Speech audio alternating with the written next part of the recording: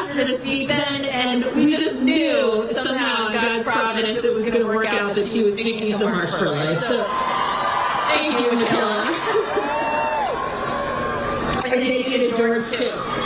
Now, I know that many of you are very excited.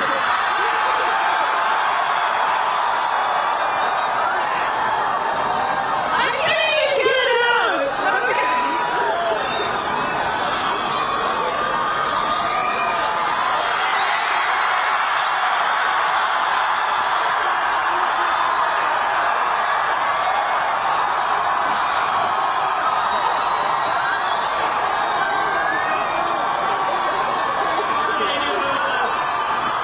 Do you guys know who this guy is? Okay. I'm telling you, you guys are so out of control in the best sort of way. Thank you. So let me say that again. I know many of you are excited to hear from our last speaker of the day. He's a priest in the Diocese of Duluth. He's chaplain at the University of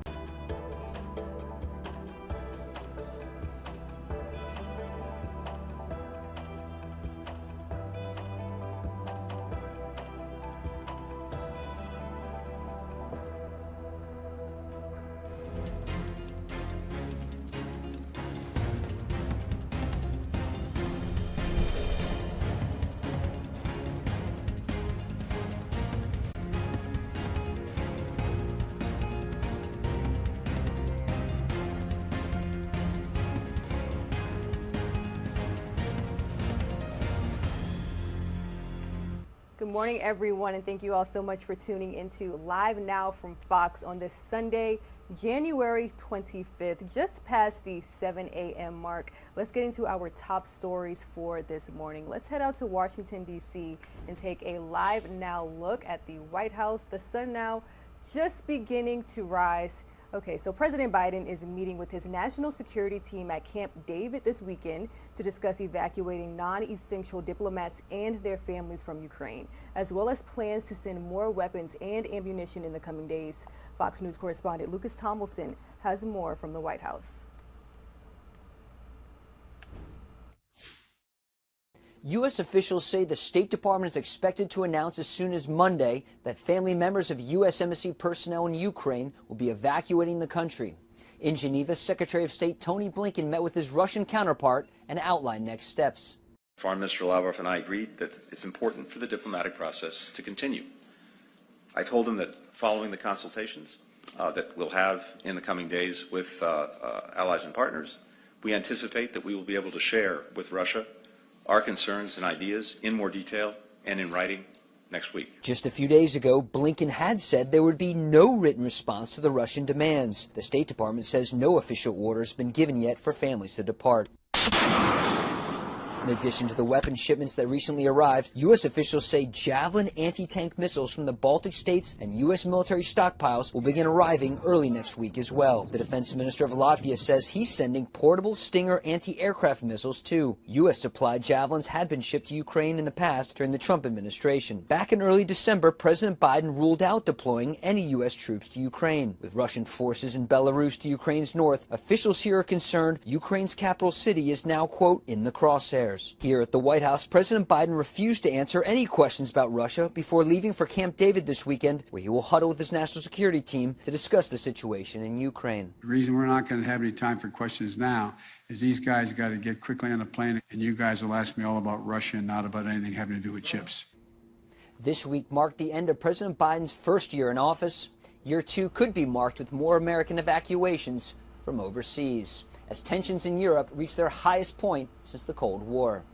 At the White House, Lucas Tomlinson, Fox News.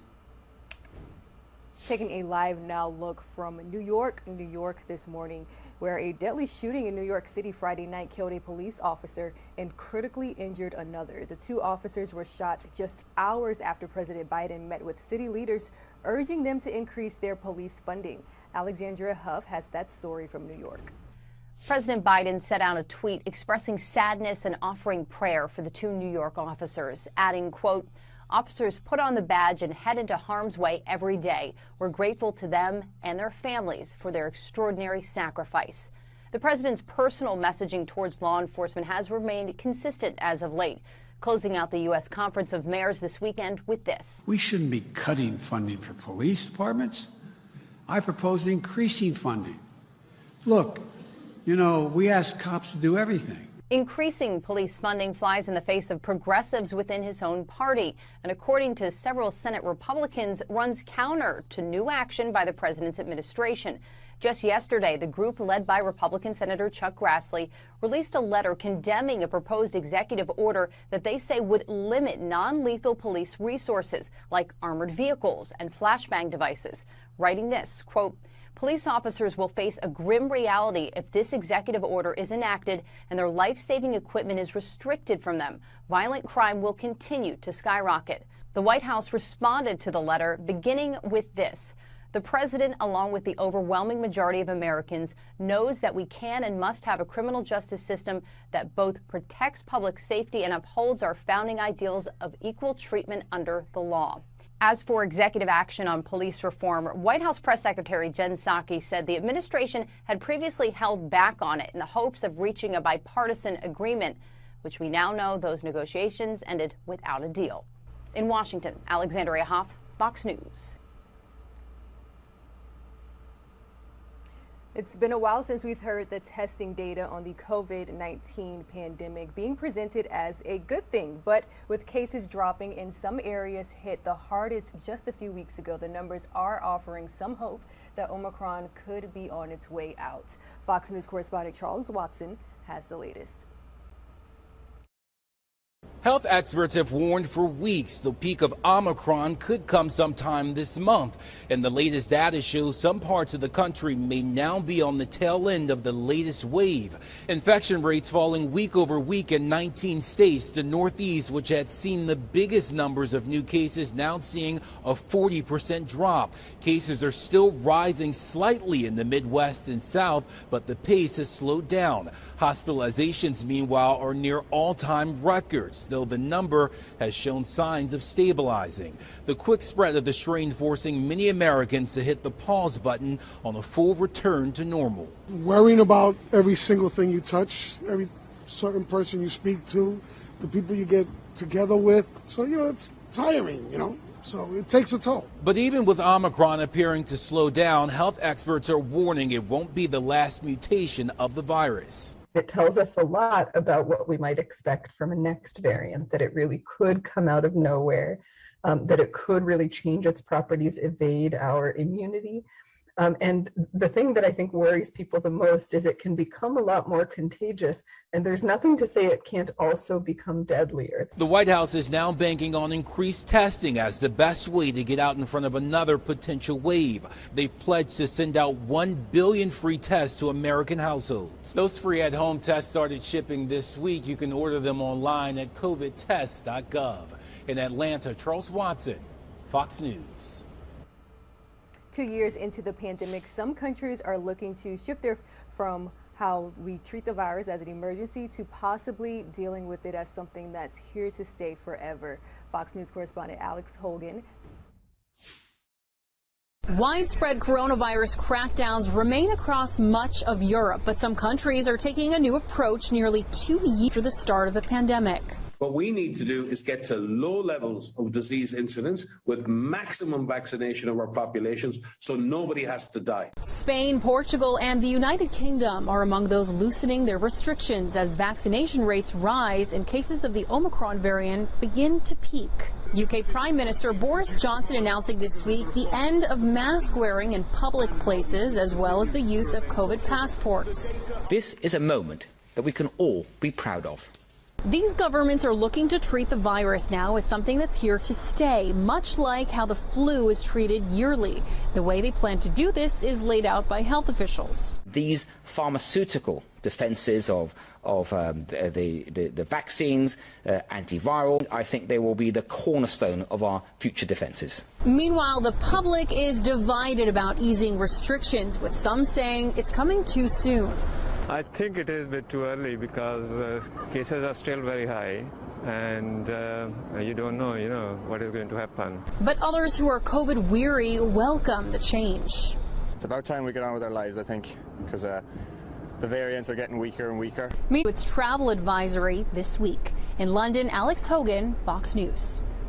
You know, many medical experts are beginning to look at COVID to stay, unfortunately, almost similar to the cold or the flu. Our very own Christy Larson has more on that topic.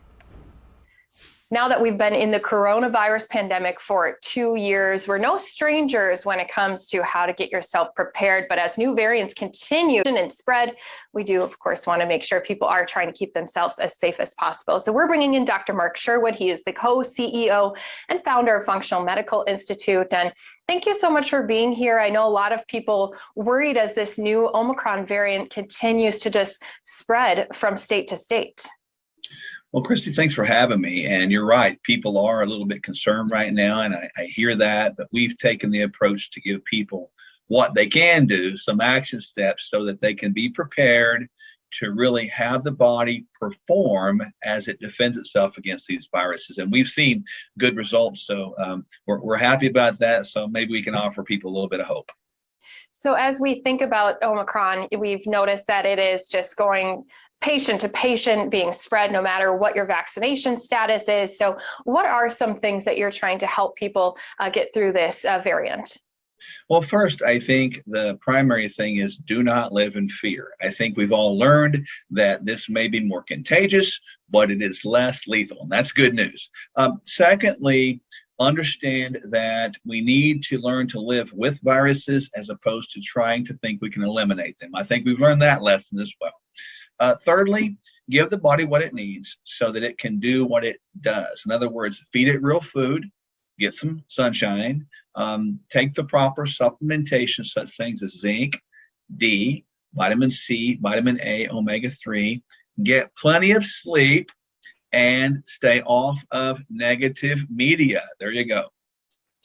I know there's a long list of things that you always try to do when it comes to staying healthy, but I like that you just mentioned it. You know, we do have a few of these different illnesses that seem to come up year after year. Is that kind of what you're thinking coronavirus may be in our future? It's just something we do have to deal with once in a while.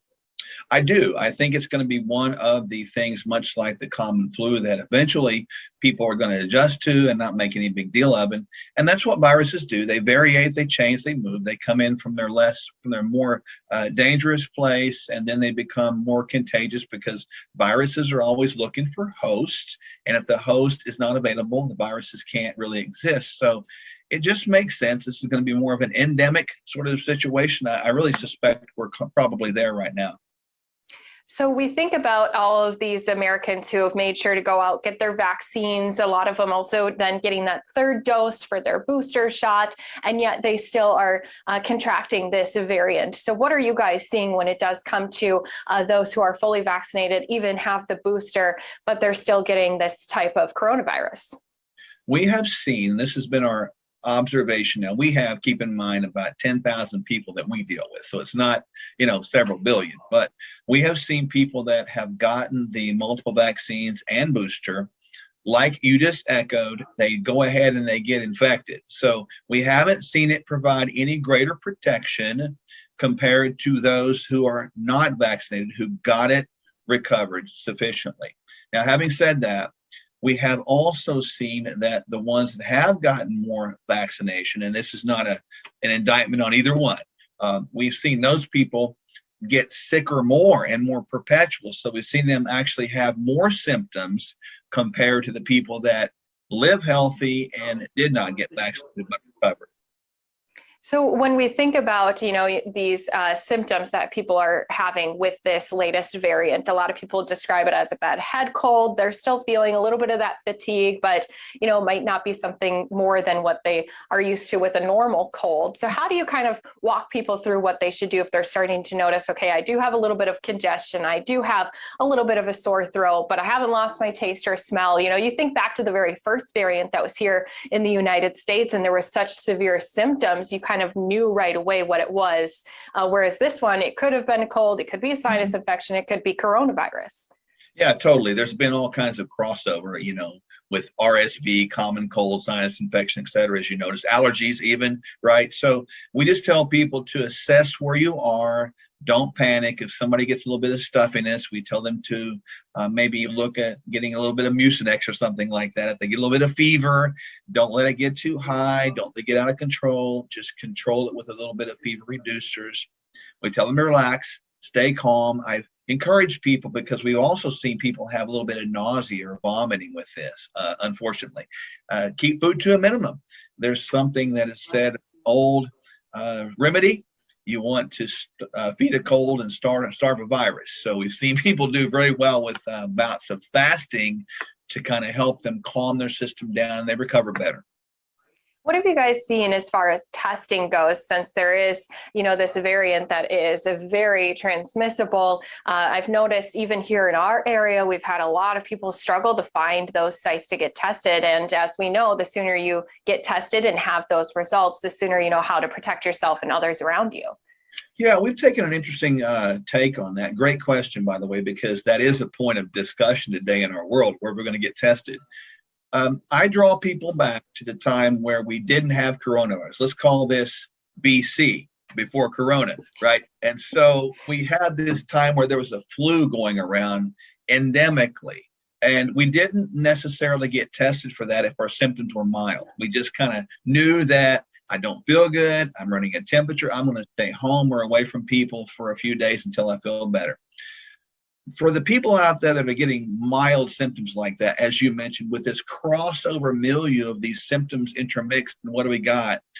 I'm encouraging people, that's not significant, based upon the testing shortage, use your best judgment based upon what you know to be true historically, and perhaps leave the testing availability for those that have these more severe symptoms so we can get more definitive answers for them.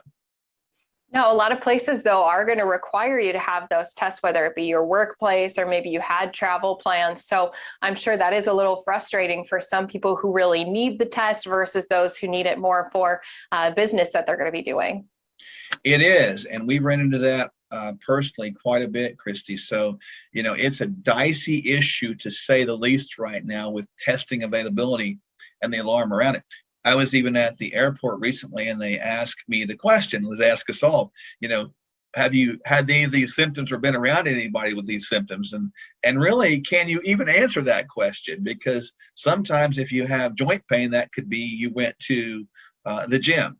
Sometimes if you have stomach pain, that because maybe you had a little bit of food poisoning, a little stuffiness or cough, a little bit of common cold. So it's a challenging issue, to say the least, for all of us right now. And I know the whole world right now is hoping that there will be some standardization of responsiveness with consistency across the board, which I think would give everybody a lot of help and health and peace right now. Yeah, I think back to 2 years ago when we had, the first case confirmed out in Washington, and we had already been seeing what had been happening over not only in Wuhan, but also across Europe as well. And a lot of people were hoping that maybe it would be a situation more like Ebola, where we had a couple scares, but then did have those situations remedied, or maybe even like swine flu, where it wasn't quite as common for people to pick it up. What were your thoughts 2 years ago going into some of these first cases being reported? Well, my thoughts and my wife, Dr. Michelle's thoughts, were echoing what you just said. We thought the same thing. We're going to get it under control. We're going to identify it. We're going to isolate it. But then I think after we got into it, probably 6 or 8 or 9 months, we realized this is totally something different. And now we have came to the conclusion that with the idea that viruses are going to continue to variate, we've taken the stance, let's learn to live with them versus try to eliminate them, really, that we're going to be in this symbiotic relationship with viruses as we are with people, with bacteria, with parasites, the things that are around in our world, and to just prepare our bodies, guard this thing called the temple, I guess we would say, and feed it right, treat it right so that it can respond accordingly. And, taking that approach, we feel strongly is a good approach right now, because it gives people at least a response that's going to work at least to some level. Well, and as you mentioned too, these viruses, the variants kind of evolving, learning how to work around some of these roadblocks we've tried to put in its path. Yep. So what are some ways that we can keep ourselves as healthy as possible? So if we do pick up the virus, we do have the best chance of getting over it in a nice, easy way. Yeah, there's a protocol that we've used, and it's really easy to remember. I hope people will catch this right now and write this down. If the food you eat, you can't imagine it being in the Garden of Eden, growing off of a tree, out of the ground, walking through the bushes or the forest, or swimming in the river. It's probably not food. It never was food. So eat foods that you can picture in their natural state. Avoid the other ones that actually will trigger the immune system response. The chemically laden, genetically modified, subsidized processed foods will indeed drive the immune system in the wrong direction. Number two, we want to make sure we have adequacy of vitamin D. We are recommending 5,000 IUs for everybody over 12, right? And we also want adequate vitamin A. Many times people don't convert the beta carotenes to vitamin A, so we like about 5,000 IUs of A as well. We like vitamin C, 500 milligrams up to 1 gram per day. We also like the mineral zinc. We like that one as well, 20 to 40 milligrams a day. And 3 fatty acids. We need those things to be essentially in the body because we can't make them. 3 grams per day for everybody. And if we do those from a food perspective, we're going to be good. And as I mentioned prior, 7 to 8 hours of sleep. Got to get that. We've got to move more, sit less. We did 150 minutes per week to dedicate activity or more.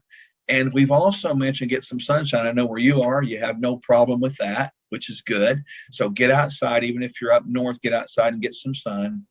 And then really, this is a big deal. And I've said it 3 times, emphasis. Do not live in perpetual fear, because that with this immunocompromise versus immunoresilience. Yeah, there's so many ways that you can protect yourself and still go about, your hobbies and go about your business. So walking us through that is good. And as you mentioned, kind of what you're putting into your body, how you're thinking about maybe attacking that virus if you were to come upon it, all has to play a part in how your body's going to handle it as well. Yeah, I think the key thing to understand, we've heard this term out here a lot, even the CDC, that 75% of the coronavirus deaths, those people had 4 or more comorbidities, right? So let's work through that math. And wouldn't it be smart to attack and eliminate as many comorbidities as you can? And so that's been our approach. And that's what I hope people will gather from our time today to begin to attack those things, which obviously, and according to really all sources now, are going to increase our odds for not just surviving, but for thriving. Yeah, just a few ways that we can try to, as you said, thrive through the next variant that could possibly come our way as we continue to deal with this from here on out. So we do appreciate you giving us a little bit more information and some ways that we can help protect ourselves and live as healthy as possible with this virus. Dr. Mark Sherwood joining us here, the co-CEO and founder of Functional Medical Institute. Thanks so much for being here with us today.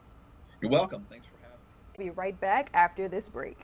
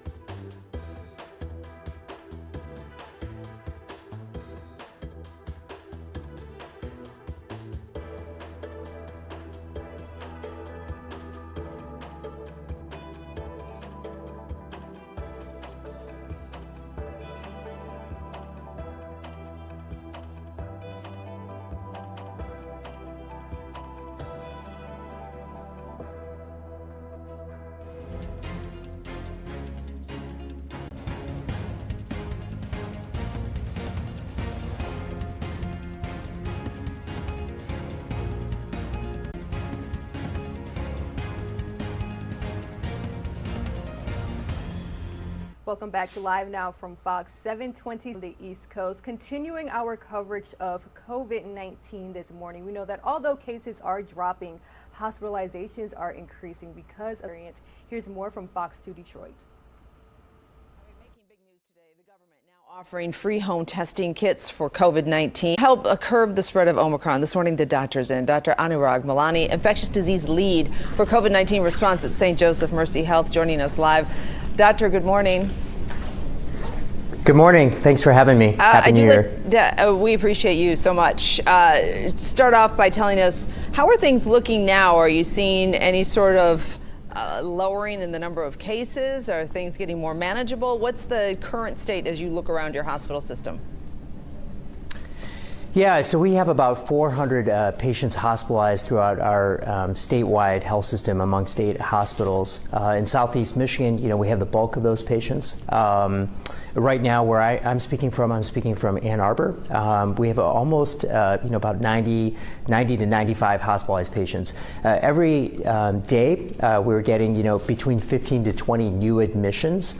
So we're still seeing, a lot of COVID. It has come down a little bit in the past couple of weeks, but we're still seeing plenty of activity. Doctor, we like to understand who is getting hospitalized. Can you describe your patient population as far as, are they vaccinated? Are they boosted? Do they have other health complications? How old are they? Yeah, absolutely. So what we are seeing is right now you can assume that all the COVID we're seeing is Omicron. What we know about Omicron is that this is a more transmissible variant. So previously, last year we were talking about Delta, but we're now definitely talking about Omicron. More transmissible, which means that there are more infections, more cases. We know in Michigan just a couple days ago we topped 20,000 cases in one day. We know that across the state, we have over 500 Michiganders being hospitalized every day. What we also know is that those that are vaccinated, and in this case, those that are boosted, those are really the minority of patients that are in the hospital. We are primarily seeing, probably about 70% of patients are unvaccinated, but those that are unvaccinated definitely have sicker disease. It's more severe. They're more likely to end up in the ICU. And unfortunately, we're still seeing nationwide, a couple thousand, U.S. citizens are dying every day. And the large majority of those patients and individuals are unvaccinated. The government rolling out its free home test kits, how reliable are they? How important are they? When do you decide to use that home test kit? Yeah, I think this surfaces a bigger issue that testing availability and access has been problematic. It's been problematic throughout the pandemic, but it's especially been problematic more recently. We've seen, if you look at Michigan right now, anywhere between 30 to 35% of testing. That's what we would say is testing positivity. The number of tests that are being performed, about a third of them are positive. But we know that that's a significant underestimation of how much disease there is.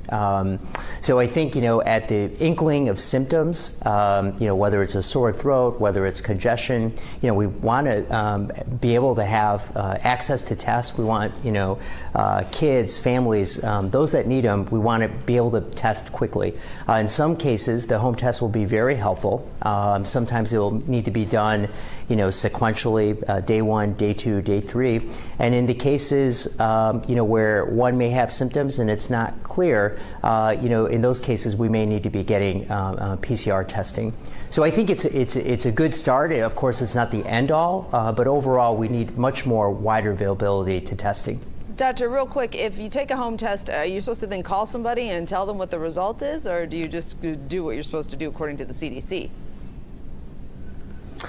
Well, so I think a couple things. One is what you're getting at is if you have a home test, it's not going to be reported, and it's not going to be reported to any, it's not going to be reported in the state numbers. It's not going to be reported to the CDC.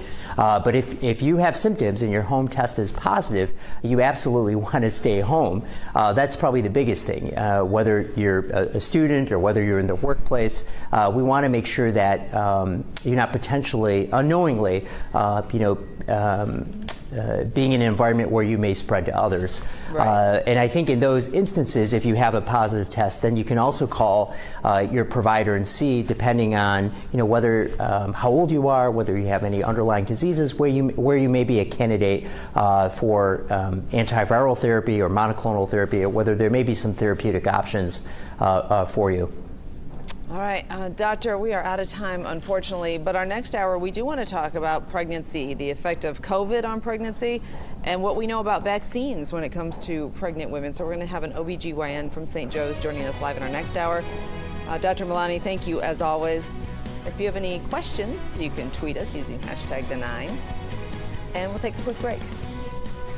All right, this morning, the doctor's in. We're talking live with Dr. Kate Bernadani, an obstetrician and gynecologist at St. Joseph Mercy Health and IHA. Doctor, good morning. Welcome. Thank you. Good morning to you, Dina. Lots of questions for you, and I want to talk about pregnant women specifically, who you have been talking to for the past couple of years about COVID. When you're pregnant, I remember when I was pregnant for the first time, I wouldn't even drink a cup of coffee. Your concern is so much about this human that you are growing inside you and doing everything right. So what are you telling women who are legitimately afraid of COVID, afraid of vaccines? What's your message? So that's a great question, and you're right. Pregnancy comes with a lot of increased anxiety as you grow a human being inside of your body. And what I tell my patients when I'm seeing them and having a discussion about COVID is that COVID in pregnancy is much more risky than in non-pregnant individuals. Specifically, COVID if contracted in an unvaccinated patient. Those patients are at increased risk for more serious disease, hospital admission, increased risk of preterm delivery and stillbirth. And so I start with that part of the conversation, and then we move into the importance of vaccination, because vaccination in pregnancy can reduce those risks. And in fact, Doctor, a study just published in the British Medical Journal does point to that exact data, looking at 5,000 COVID-infected pregnant women, and found that severe complications, just as you just said, stillbirth, early neonatal deaths were much more common in unvaccinated pregnant women. So we know it's rough if a pregnant woman, it can be rough if a pregnant woman gets COVID. Why is that? Is it the immune system? Historically, even influenza is more risky in pregnant patients. And I think there are so many changes that go on in a pregnant woman's body that increases our susceptibility and our immune response to various illnesses. And so very similarly to influenza, COVID is much more risky in pregnancy. What do we know, Doctor, when it comes to the impact of vaccines on pregnant women, and what should the timing be? So first, let's start off with what data do we have as far as vaccines impacting pregnant women or women shortly before they get pregnant? Sure. So what we know, we've been giving vaccines to pregnant and unpregnant individuals for the last 13 months now here. And what we know is that there is no increased risk to a growing fetus after vaccine administration. What we also know, which is really important for patients to know, is that there's actually a benefit to a growing fetus or baby if a pregnant woman is vaccinated during pregnancy. That vaccine allows antibodies to cross the placenta and protect. And in terms of pre-pregnancy, some people have some concerns about, I don't know that I want to get that vaccine before pregnant, cause me to have fertility issues. And we know that is not the case. There is no increased risk of infertility if a woman gets a COVID vaccine prior to planning a pregnancy. Okay, and I do want to revisit that topic with you after the break, Doctor, so we'll put a pin in that just for now. Are we going to break now? I hear the music. Okay, so when we come back, Doc, we'll talk about the timing, and then I do want to talk about infertility questions that you hear younger women talking about quite a bit. So we'll be right back.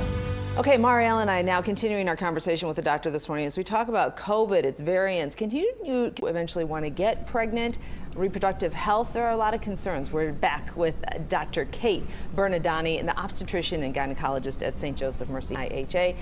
Dr. Kate, I do want to ask you about the timing. Is there a perfect time when it comes to building a robust body response when you're pregnant? Is it first trimester? When are you supposed to get vaccinated, when boosted? So Dina, I would tell you the perfect time as soon as possible to be vaccinated in pregnancy. With the risk of COVID being so high in pregnancy, it is imperative that patients get vaccinated as soon as they can. And in terms of your question in regards to timing of the booster should be given in the same guidance that we have from non-pregnant patients, which is 5 months after that initial series of either the Pfizer or Moderna vaccine. Gotcha, doctor. Thanks. Dr. Kate, I wanted to ask you, as someone who has been through the IVF process post-COVID and certainly had her own fears, I want to talk about the emotional and the compassionate side that doctors have to have when approaching this conversation. And perhaps you may have to speak with the patient more than once, because when I was in that position, even though I'm hearing this news is good for moms, for future moms, we know that it does not cause. There's also that what's not being said, which is we don't know for sure that it will not have any impact on you down the line. So how do you ease those fears just for what's unknown? Yeah, that's a great question. And you know, I think none of us expected to live in the midst of a pandemic. And so we are all experiencing the unknown. And you're right, we do have to have multiple conversations and show that empathy for patients who have maybe struggled to get pregnant or have had prior pregnancy complications. And really, I just create an open forum to them for them to ask those questions. And I might not have all the answers, but what I do know is that COVID is a risk to them in pregnancy if they're unvaccinated, and just continue to answer their questions and encourage vaccination. Something else that is a surprise, I guess, until you are actually going through the process yourself, you really start to become aware of the medications and putting inside of your body and the effect that those things, maybe that you've been taking for years and years and years, could have on your body as well. What do you tell people about the vaccine and how that also meshes with other meds that they take in terms of wanting to have a child one day?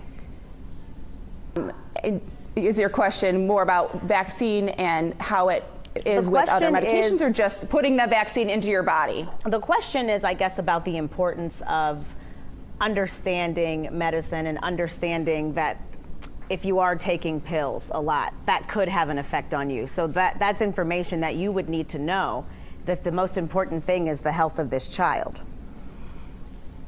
Correct. Pregnancy is that it's very imperative that we have a healthy mother, right? And so we would go through each medication one by one and talk about the risk if a mom is not on that, because first and foremost in pregnancy, we need a healthy mother to grow a healthy baby. Very good. Thank you, Dr. Kate. Doctor, when I hear from kids, more college-age kids, younger women in their young 20s, let's say, who are fearful because they say know how this vaccine is going to impact us 5 years from now. Is there anything to look at as far as science goes, making of this mRNA vaccine technology that points to its safety when it comes to women who are years away from starting a family? Yeah, we have to understand that this vaccine technology is safe vaccine technology. These are some of the best vaccines ever had in the history of our entire lives here on planet Earth, and we need to trust these vaccines are safe. And I would tell patients, I have had plenty of patients who were vaccinated prior to becoming pregnant and have been pregnant and had successful pregnancies throughout the pandemic. All right, very good. Well, thank you for helping us understand this more. It's such an important population, and there's just so much anxiety about it. There's so much anxiety when it comes to having a baby at any time, but then you throw this pandemic in, and of course, there's just Dr. Kate for answering our questions this morning. You're welcome. Have a great day. And all right, and a huge thank you as well to Fox 2 Detroit. Almost at the 8 a.m. mark here on Live Now from Fox. Let's take a 2-minute commercial break, and when we return, Andrew Kraft will bring you this.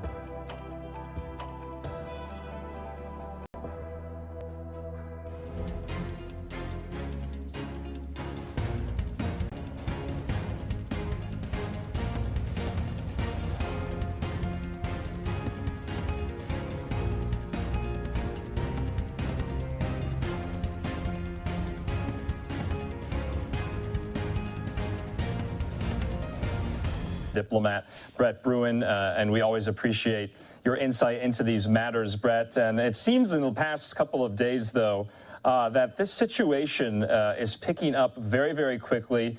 We can go into some of the president's comments today he made at his press conference. But like I said when we spoke last, all of the comments coming from the White House seemed additional on when an invasion will happen. And it seems like trying to prevent that invasion doesn't seem to be at the top anymore.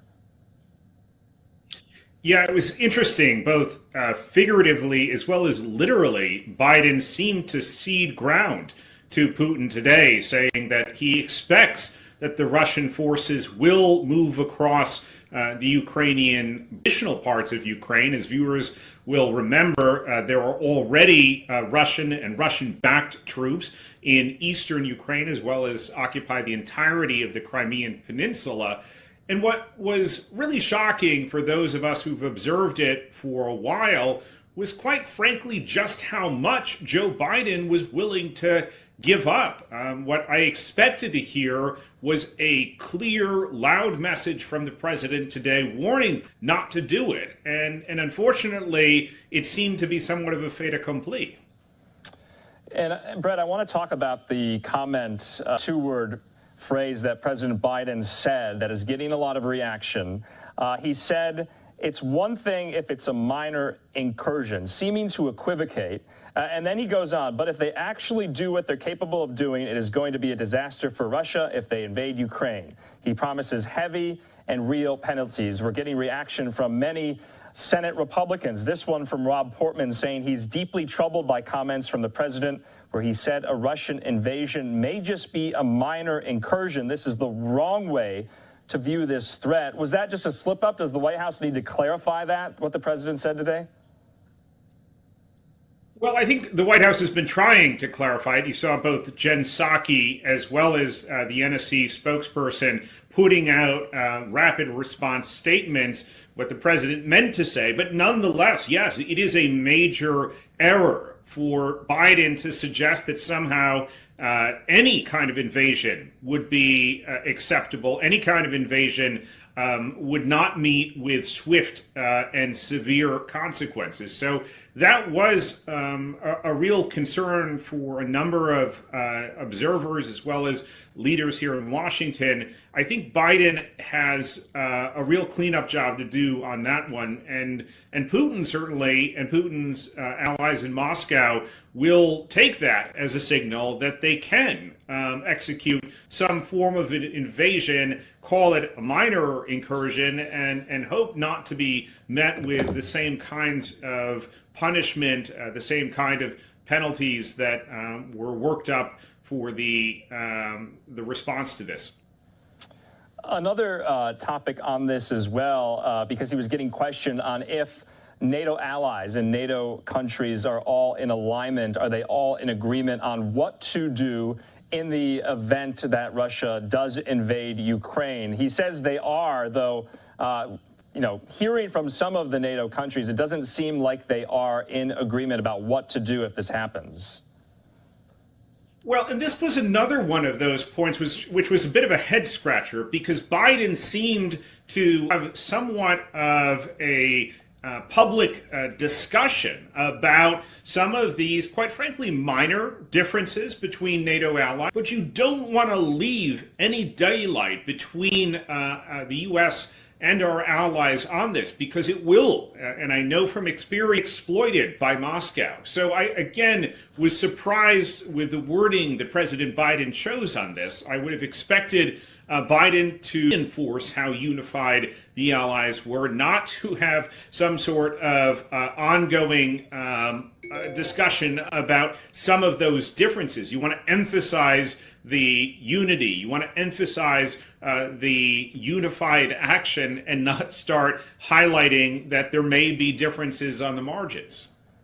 Yeah, the quote was, the idea that NATO is not going to be united. He says he does not buy it. He recently taught all this. And of course, Secretary of State Antony Blinken is in Kiev. Also, there was a congressional delegation of senators that went there over this weekend. And so they are trying to shore up support, especially to Ukrainians. And so the situation, frankly, seems and the White House seems more concerned than they ever have been. Are you confident in Secretary of State Antony Blinken that he can, dial some of this back this week? Well, I have to say that some of the comments, again, both from Secretary of State Blinken, National Security Advisor Jake Sullivan, have not been the kind of language that I would like to see. I mean, they continue to use this talk about offering Putin an off-ramp and suggesting that, we just need to come together and get back to a peaceful situation. And that, again, is, in my view, in the work that I've done over the last several years in this region, absolutely the wrong way to approach it, because Putin is going to interpret it as we're giving him a yellow light to proceed with caution. We're suggesting that we will not take strong action, that we really, at almost any cost, want to avoid a conflict. And so Putin is going to say, right, I can proceed ahead. I can not worry that the West is going to do much more than to slap a few additional sanctions on. And while Biden said in the press conference today, Putin's not seen anything like the sanctions we're going to impose, we've had strong sanctions on Russia for years now without much effect. So the notion that we're just going to do more of that and it will achieve a different result, I think, is misguided. Brett, last question for you. Put this kind of in world historical terms. If Russia was to invade Ukraine, this would, in the last 30 years, be a significant encroachment into the peace that Europe and the continent has undergone for some time. This would be kind of, especially for President Biden, legacy defining. It would be. And I think there's a couple important distinctions here. When Russia invaded Ukraine last time, 2014, they did it under the auspices that there were these little green men that were not openly acknowledged as Russian soldiers. Whereas this time, they're talking about very openly invading another country. And I think that crosses a number of red lines. And if you compare this to other invasions of countries, for instance, Saddam Hussein's invasion of Kuwait, the world reacted in a very different way. We said this is unacceptable and we will push you out. Whereas right now it seems like our response is much less, and I think unfortunately it will have consequences. There will be reverberations across Eastern and Central Europe. It is going to be a very unstable and very difficult, dangerous situation, not just in Ukraine, but in other countries across that region. Okay, Brett Bruin, we always appreciate your time. We'll be following this story out of Kiev, out of Moscow, out of Washington alongside you. You bet. Thank you to Andrew Kraft for that story. And an update on this topic, President Biden is meeting with his national security team this weekend at Camp David to discuss evacuating non-essential diplomats and their families from Ukraine. Let's take a 2-minute commercial break, and when we return, we'll check in with Fox 11 Los Angeles.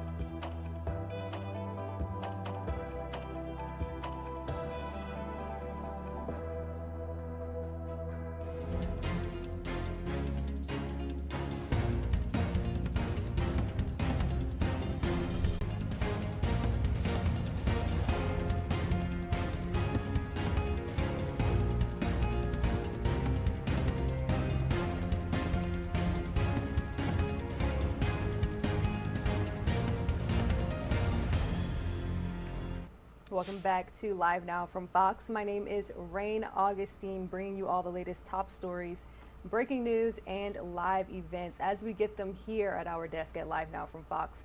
Let's go ahead and check in with our colleagues over at Fox 11 LA. They're talking about the impact that the pandemic is having on children, specifically their mental health.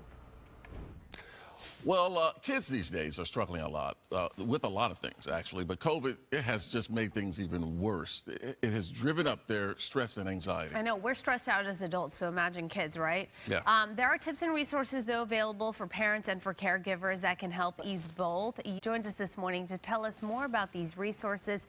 Dr. Alfie, good morning to you, and thanks so much for being with us.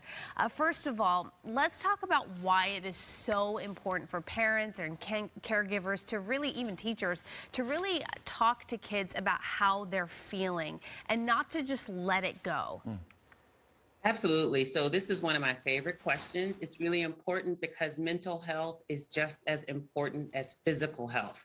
And in the times that we're in now, facing the Omicron variant, continued lockdowns, mask mandates or no mandates, whatever the case may be, our young people are really sitting in the midst of this swirling set of conversations all around them. As well, when young people come from marginalized backgrounds, including young people who are African-American, Latinx, Asian, Native, so on and so forth, it's really important for us to understand that what they see around them impacts them. And so as parents and caregivers, I'm a parent myself, it's important for us to make sure that we're checking in with our young people to understand what they're dealing with and to be able to offer sources of support for them. Yeah, Dr. Alfie, because kids really pick up their cues from us, right? The parents. I mean, they're watching us, and 100%. When we're stressed out, they're stressed out as well. 100%. So what are the signs? What are some of the things we should be looking for?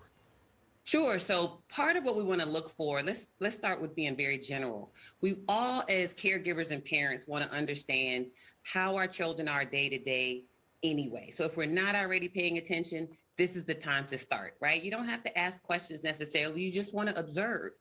If your child, say for instance, one of my children has a very sunny disposition all the time, when I see deviations from that sunny disposition that last over a period of time, so they're teenagers, their moods are going to swing. So I'm not saying if it's from one day to the next, but it's from one day to the next, to the next, to the next, and it kind of persists.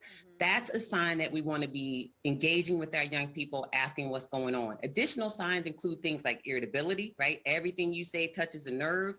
It includes things like being sullen. It includes things like being angry. All of these are signs that if they persist over time, let us know that our child might need our support and might need us to engage with them to help them out a little bit. So let's talk about what you can do then. What are some tips and how you can open up that conversation, get them to get comfortable and really willing to share with what it is that they're going through? So it's a wonderful question. I appreciate you asking. I think part of it is really, it's important for us as caregivers and parents to be comfortable with having these conversations. And not all of us are. I happen to be Gen X. Mental health and emotional well-being absolutely were not things that we talked about in my household, growing up in a Southern Black household. And it's true for many people. This is not how they grew up. So how do you find tools to help you initiate conversations that you weren't necessarily taught to have? One wonderful resource that makes it super easy with caregiver guides that have STEM questions, STEM statements, things that can help you initiate the conversation is a guide that I'm a part of called sounditouttogether.org. So at sounditouttogether.org, you can find these kinds of tools and resources to give you what you need to be able to initiate that conversation. The other cool thing, it's all rooted in music and music that young people like, not my Gen X music that they don't want to hear. And so if you have those kind of resources available, that can really help you initiate those conversations. Well, Dr. Alfie, the fact of the matter is, if we're going to help our kids, maybe we need some help ourselves, the parents and the caregivers. So what about those people? How do they help themselves so that they can help their kids? 100%. So we start with taking stock. We start with checking in with ourselves. What does that look like? That looks like what I always say, which is feel your feelings. So what a lot of us do is push those feelings away, put them on the shelf, say, I'll get to that later when I have time to deal with it. And that time to deal with it never comes. How can we model and ask our children to pay attention to their emotional well-being if we don't do that for ourselves? So I like things like journaling, exercise, getting out into nature, sitting quietly, meditation, mindfulness, deep breathing. All of these are ways that we as adults and parents and caregivers can model for our children. And, you know, at the same time, we're taking care of ourselves. So if we're better taken care of, we're in a better position to be able to support and take care of our young people. So it's a wonderful question. Yeah, absolutely. Dr. Alfie, thanks so much. Such an important having because so many people are dealing with this. Thank you for your time. Appreciate you being on the show with us this morning. Well, all right, we're going to take a 2-minute commercial break, and when we return, we'll check in with Fox 26 Houston for a live segment called What's Your Point? They're examining top stories and political stories.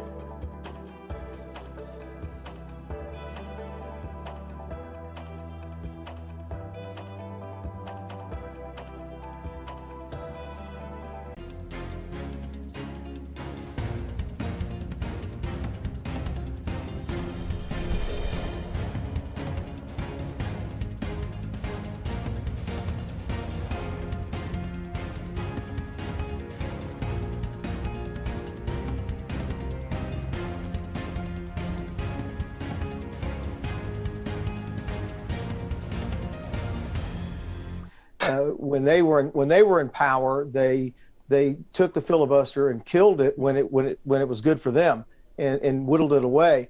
Now, when they can use it to their advantage, they use it like a sword, and they have hamstrung the country. They refuse to work. They refuse to do anything. And that has, like Mustafa said, to get out in front of the country, and they need to get that message out and talk about the things that he has done for the country. Inflation was going to come when the country reopened from the pandemic, and everybody knew that, and the Republicans knew that. And by refusing to do anything and refusing to work with this president in a calculated effort to ensure his presidency fails, then they are the ones who are responsible for the problems that are existing today in the country. And the Just Say No party is ensuring that this country fails. And that is the problem with the country. The politics of ensuring that we win at all costs are a negative for the country, and that's the problem. All right, Marcus Davis, I like to come to you when I'm looking for a pragmatic view of a presidency or an issue from the streets of Houston, through the lens of a business owner. What can this president do to turn things around? I don't know. But if we want to identify the problem was just witnessed. And the problem was in your intro. We're in a winner take all, right? We don't really care about what the outcome is as long as our party wins, as long as power is preserved. We just talked about two different parties, but mimicking the same behavior. What Chris just described is happening with the Republican Party was the same thing that happened with the Republican Party just a few short years ago, where the Republicans wouldn't pass legislation and they blamed it on the Democrats, even though they control the House, the Senate, and the presidency. Now the Democrats have the House, the President, and the Senate, and they're blaming the Republicans. At some point in time, we have to blame our system and how we are set up to fail the American people. When we do this approval rating thing that is just so outdated and so warped, we put this guy on a pedestal under a microscope without trying to figure out what's really best for the American people. We knew inflation was going to occur. Lawlessness in this nation is occurring now the same way it occurred under Trump. We got to stop lying to ourselves. All right, Holly Hansen, final word goes to you. You heard Marcus. We've become a scorched earth, winner-take-all system. Sure, but you know what? It's hard for us to blame Congress when a lot of these problems are results of executive orders and have nothing to do with the debate over the filibuster right now. We have a border crisis. Biden has not been down to the border. He has not done a public tour and taken a look at what's actually happening down there. We all know that's a problem. We're dealing with inflation, rising crime. This is not Congress's fault. This is not because we ended the filibuster rules to vote on the nationalization of elections. This is a whole nother set of issues that cannot be blamed in that situation. All right, we're going to leave it there. Still to come, the fragile Texas power electrical system passes its first cold weather test this winter. In our Sunday survey, we're asking if you believe Governor Abbott's claim that lawmakers have done everything necessary to fix the grid. Vote now on Fox26Houston.com, or you can use our news app. But up next, have new Republican-sponsored rules made it too hard for Texans to vote by mail?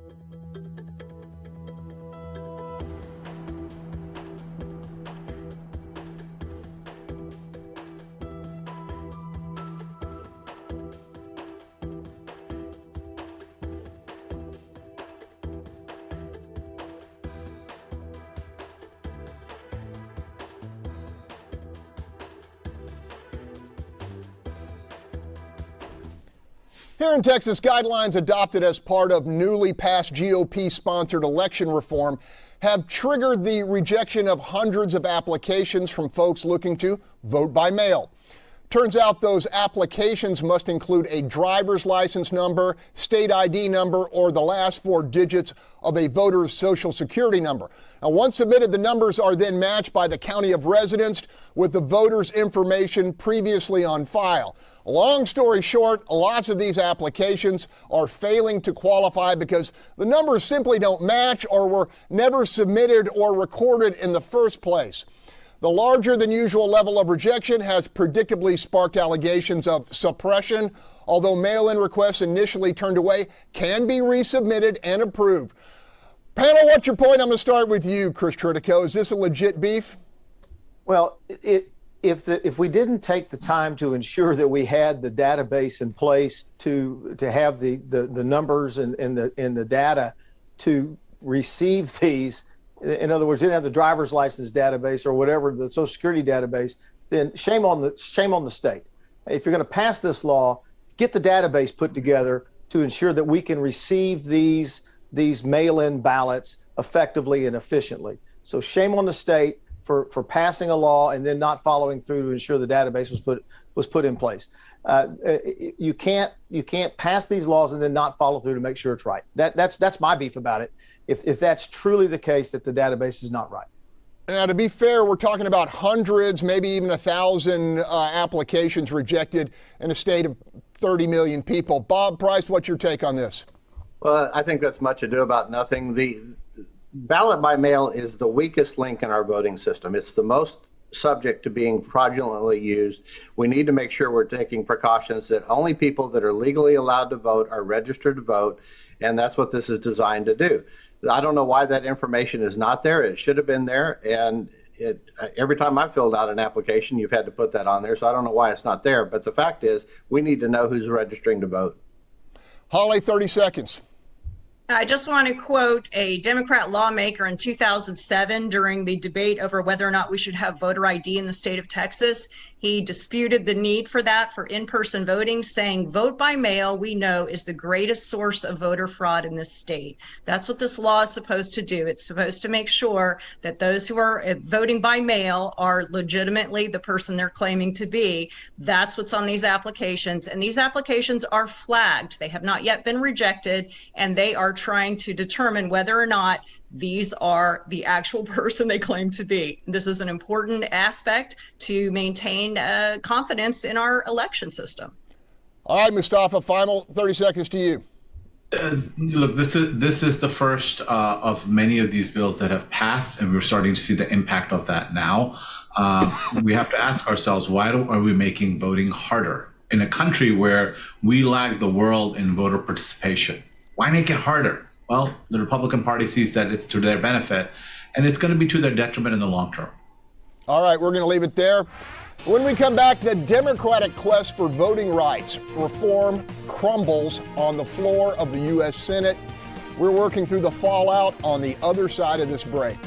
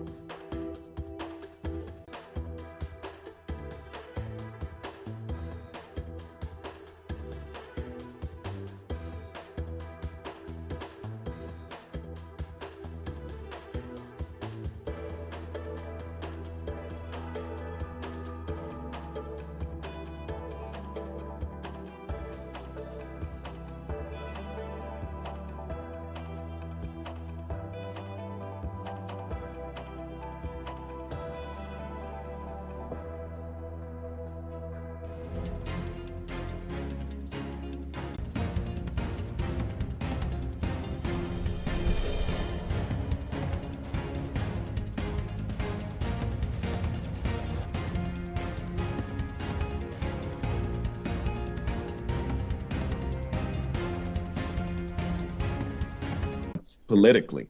It's unfortunate that we can't talk about this issue in a real, genuine, authentic manner, whether or not there is disenfranchisement going on in this nation, and how do we address the feelings of those in this nation who have been oppressed, suppressed, and